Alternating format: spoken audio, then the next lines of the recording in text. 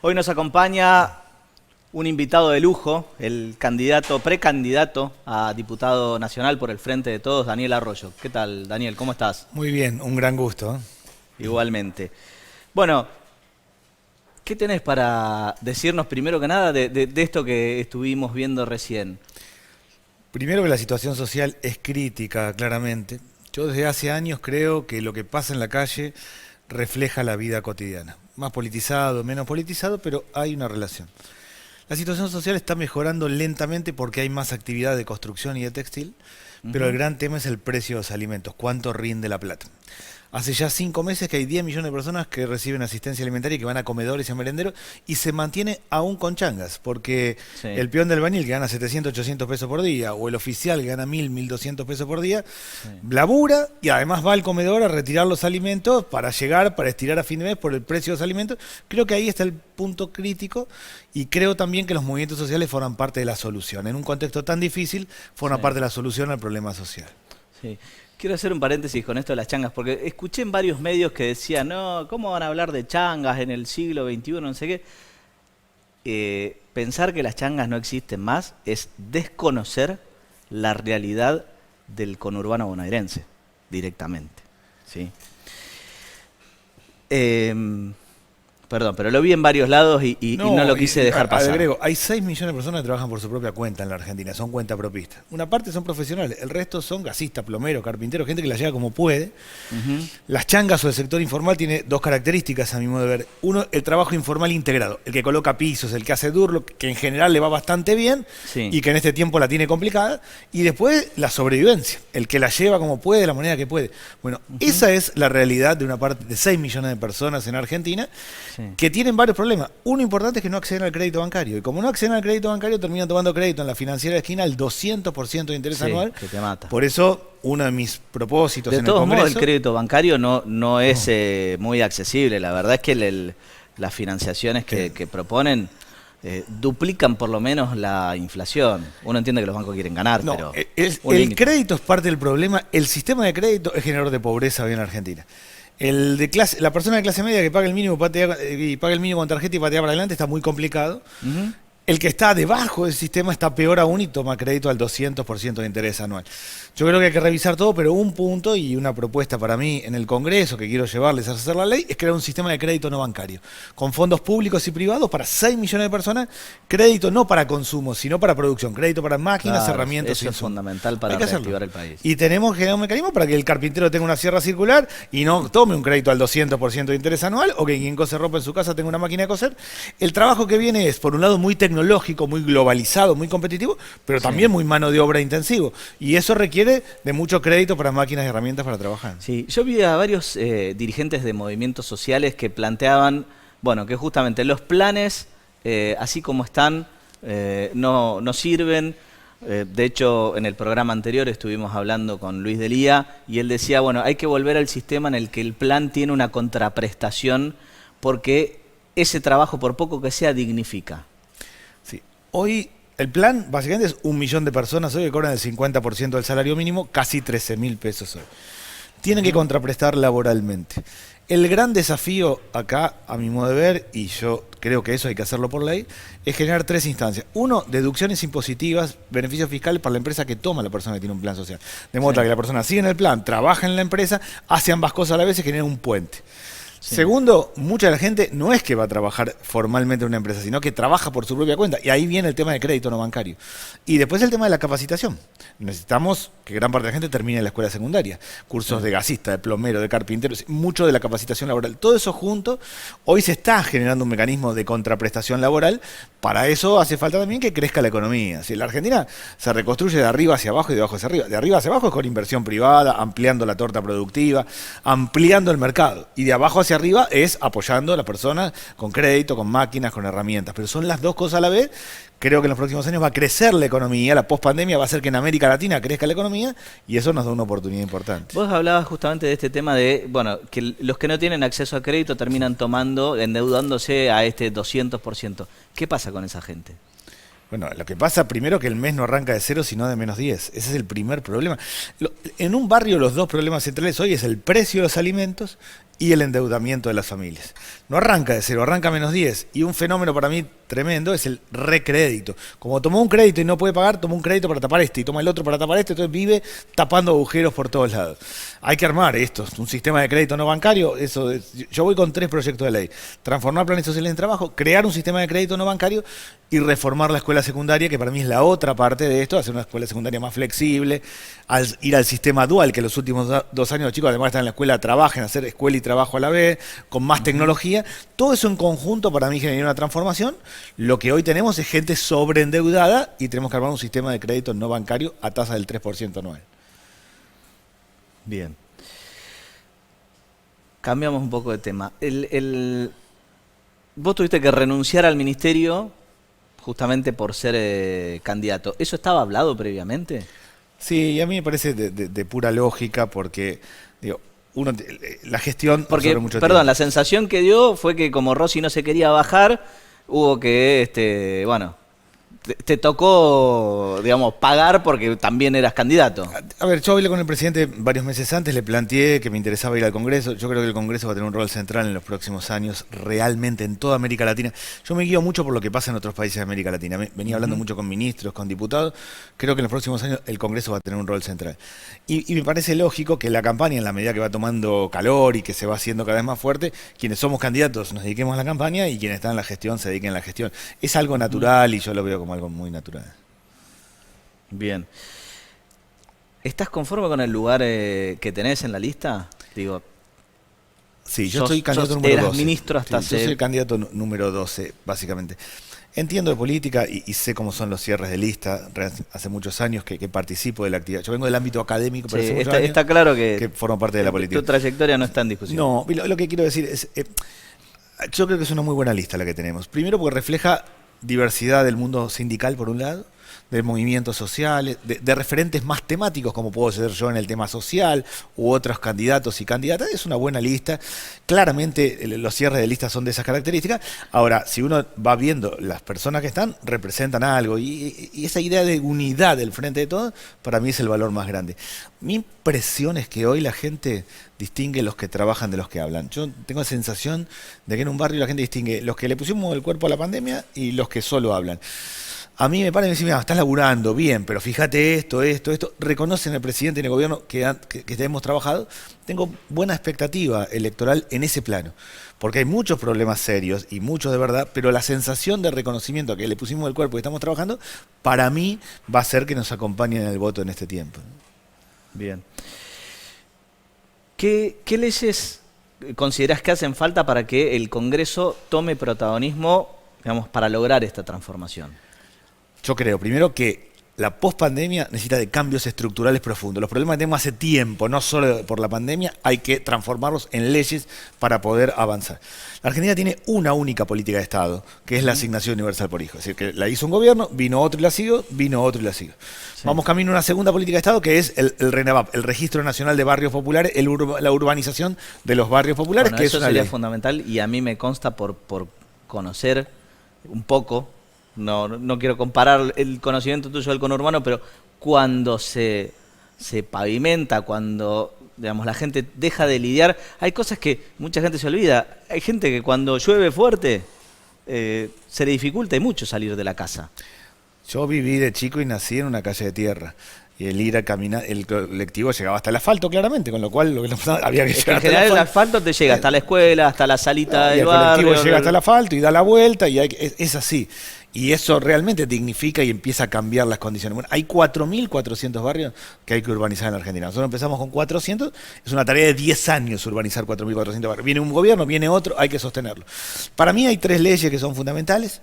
Uno es esto de transformar planes sociales en trabajo, pero transformarlo en ley. Incentivo fiscal a la empresa que toma a alguien. Porque matás 2 pájaros de un tiro, justamente. Te pones a urbanizar los barrios con ese mismo trabajo. Exactamente. Y además, el hecho que sea una ley hace que una empresa, una pyme, pueda pensar en 4 o 5 años contratar a alguien porque ya tiene una regla clara para poder sostenerlo. Segundo, el esquema de crédito no bancario. Para mí eso es determinante, crear un fondo público-privado, que haya también participación del sector privado de un fondo. Y tercero, para mí, el tema de la escuela secundaria. Yo creo que el gran tema en la Argentina es reformar la escuela secundaria. Nosotros, la mitad de los jóvenes no terminan la escuela secundaria. Es muy difícil alguien que largó la escuela volver a la escuela. Es más fácil que haga un curso de gasista, de plomero, y entonces vuelva a la escuela. Sí. Y realmente quiere una escuela moderna del siglo XXI y una escuela que vincule con el trabajo. Esas 3 leyes yo las voy a tratar de impulsar desde el primer día que esté en el Congreso. Algunas veces te escuché hablar de que vos querías como que desde el Estado se garantice un ingreso mínimo a toda la población. Ahora, ¿cómo se pone en práctica algo así? Hay un debate, y yo creo que hay que ir a ese debate, que es un ingreso universal de base. La Argentina tiene 3 millones de personas con problemas serios de trabajo. De los 9 millones de personas que fueron en el IFE, hay 3 millones que la tienen recontra complicada. Porque se quedaron sin trabajo, o porque es un jardinero que tenía 10 casas, ahora tiene 5 y quedó en 5, o una empleada doméstica que perdió un número de horas y no lo recuperó. Un ingreso de base significa un ingreso que puede ser el 50% del salario mínimo, con contraprestación laboral, que sirva como un mecanismo para vincular con el trabajo. Yo creo que hay que ir ahí, pero no es que lo creo yo, lo dice la CEPAL, lo dice Naciones Unidas, lo está haciendo Alemania, lo está haciendo España, lo está haciendo Israel.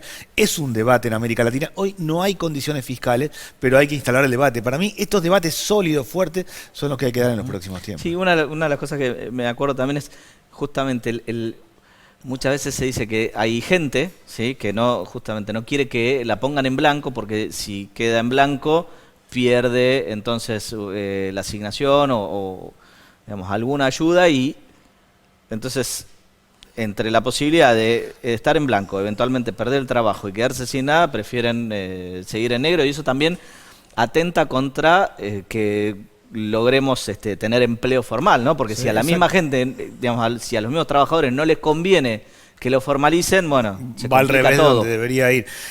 Hay un decreto del presidente de hace pocos días que permitió convivir ambas cosas en lo que es la tarea de cosecha, en lo que es el empleo rural. Mucho del tema de los arándanos, citrícola, en los limones, la gente trabaja 3 o 4 meses y ahora conviven en ambos casos. Yo creo que hay que ir a una ley con este esquema. Hay que armar un puente. La persona tiene un plan social, toma un trabajo o se capacita en la empresa. Tiene una persona, yo armé un sistema que quisiera que sea ley, que es, se capacita 25 horas semanales en la empresa, durante 8 meses. Si se está capacitando, uno aprende estudiando, pero también aprende haciendo, estando en la empresa. Sí, viendo cómo se hace. Estuviste 8 meses capacitándote, lo más posible es que te dejen en la empresa laburando, ya te hiciste conocido, todo. Bueno, armar esos esquemas son los que tenemos que hacer. El plan social tiene que ser un puente, un proceso, en un contexto de tanta gente que la pasa mal y en un contexto donde mucha gente, aún con trabajos formales, pobre, porque no le alcanza para llegar a fin de mes. Bien, tenemos una pregunta ahí de Jorge Alfonso, nuestro panelista. Daniel, primero te quiero agradecer realmente tu presencia, pero que felicitarte por el trabajo que vos hiciste durante el ministerio que vos estuviste a cargo. La pregunta que te quiero hacer es la siguiente.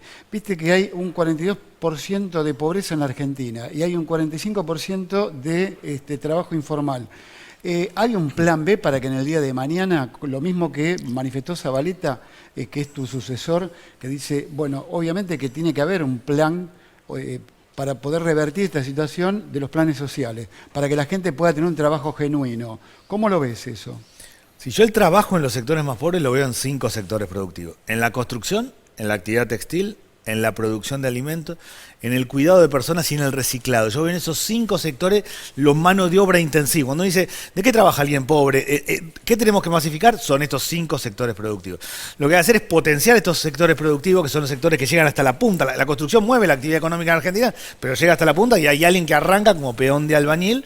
Lo mismo los sistemas de cuidado, que generan mucho trabajo, sobre todo para las mujeres. Bueno, en ese esquema hay que promover esos sectores productivos, generar mecanismos para que la gente que trabaje por su propia cuenta tenga máquinas y herramientas para hacerlo, y es el tema de crédito no bancario, y además permitir que convivan ambas cosas a la vez, que la persona no sale del plan.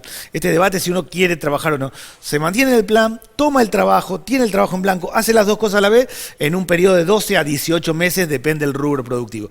Hacia ahí tenemos que ir. Para que eso suceda, tiene que crecer la economía. O sea, el punto clave de esto es que se busquen trabajadores, que se mueva la actividad económica, y por eso yo creo que estamos en condiciones en los próximos años, porque objetivamente se va a mover la actividad económica.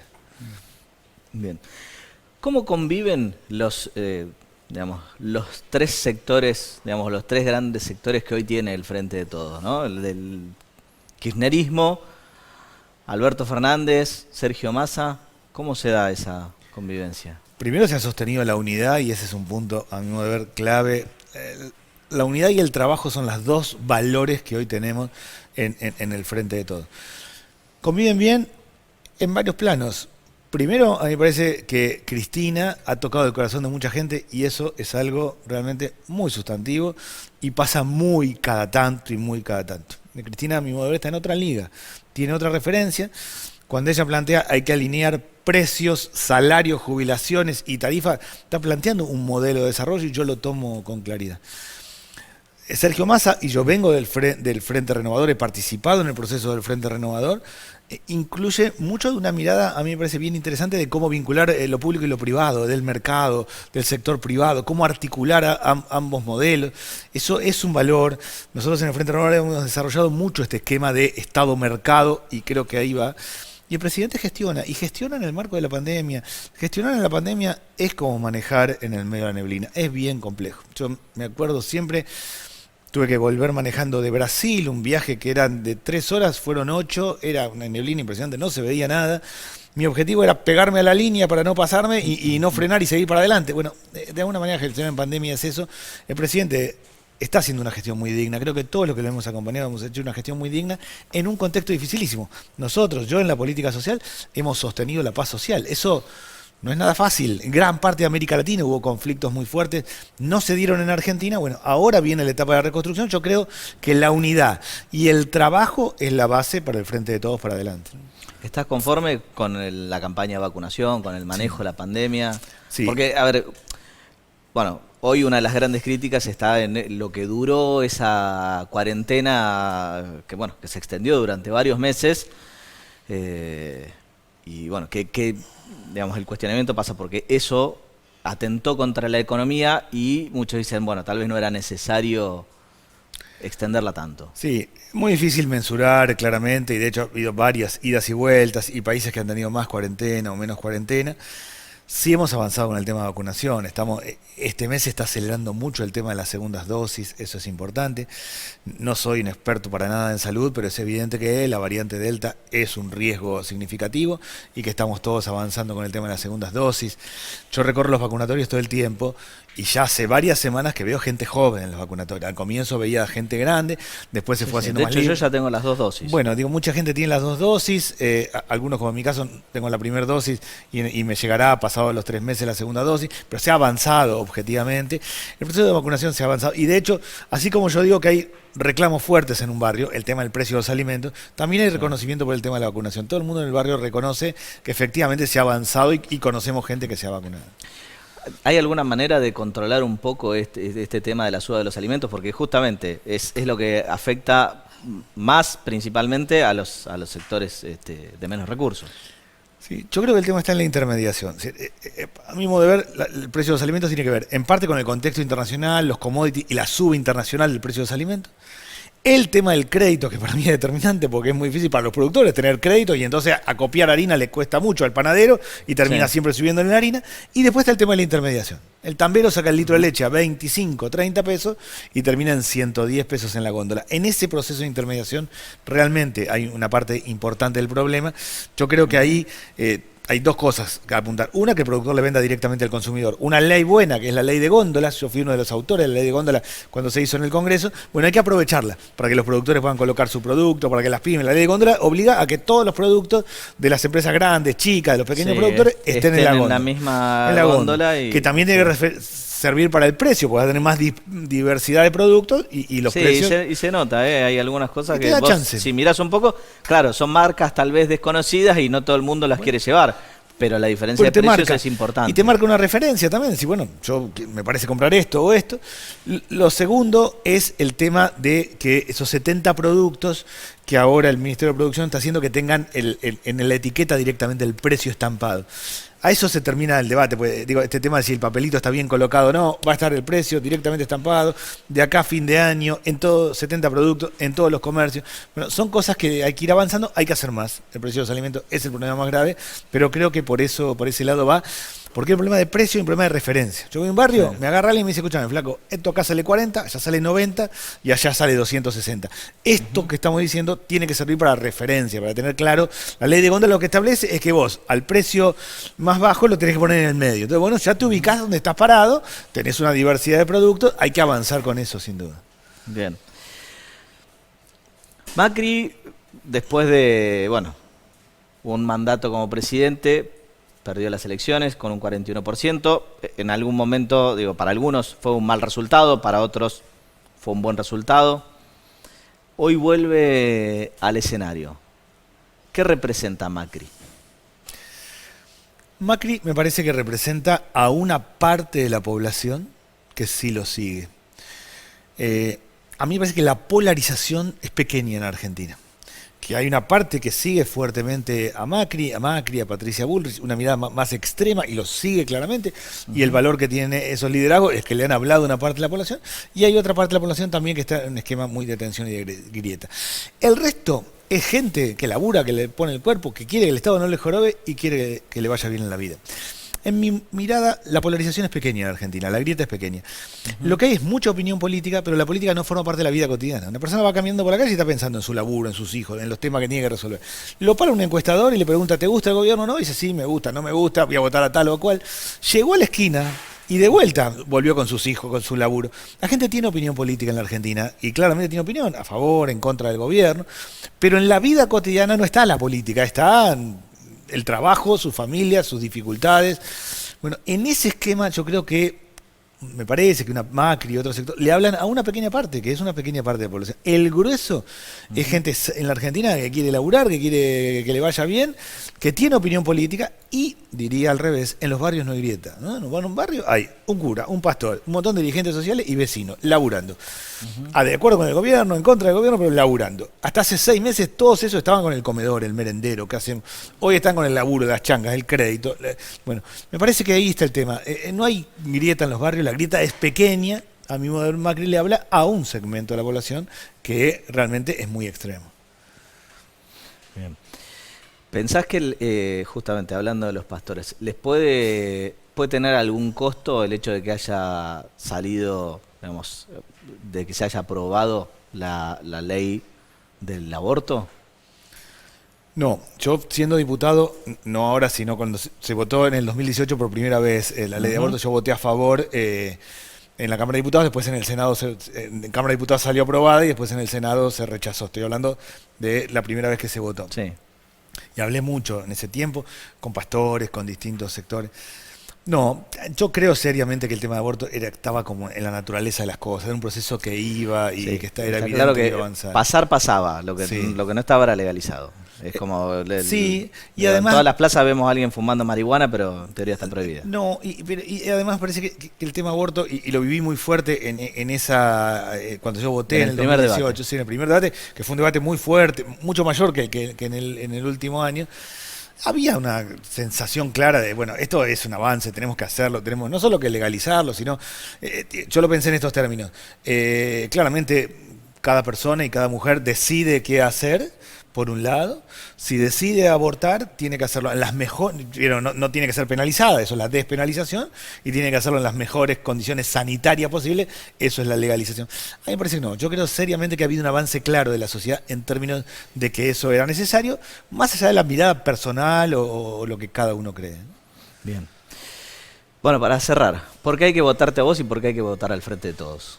Primero porque trabajamos, le pusimos el cuerpo a la pandemia, estuvimos presentes de verdad y acompañamos en un momento muy crítico. Y segundo, porque somos los que vamos a reconstruir en serio la Argentina. Ahora viene una etapa, lo que nosotros planteamos en el 2019, que era reactivar la economía, volver al trabajo, mover gran parte de lo que se había caído en el gobierno anterior, no se pudo hacer por la pandemia, por la crisis, que ha sido una crisis mundial claramente. Le pusimos el cuerpo, sostuvimos, en parte yo sostuve la paz social, ahora viene la etapa de reconstrucción. Creo que hay que votarnos sinceramente, porque hemos estado, porque le pusimos el cuerpo y porque tenemos la idea y la fuerza para llevar adelante la reconstrucción en Argentina. Bien. Sé que tenés una agenda electoral muy apretada, así que te agradezco muchísimo que te hayas tomado un rato para estar con nosotros. Muchas gracias. Muy bien.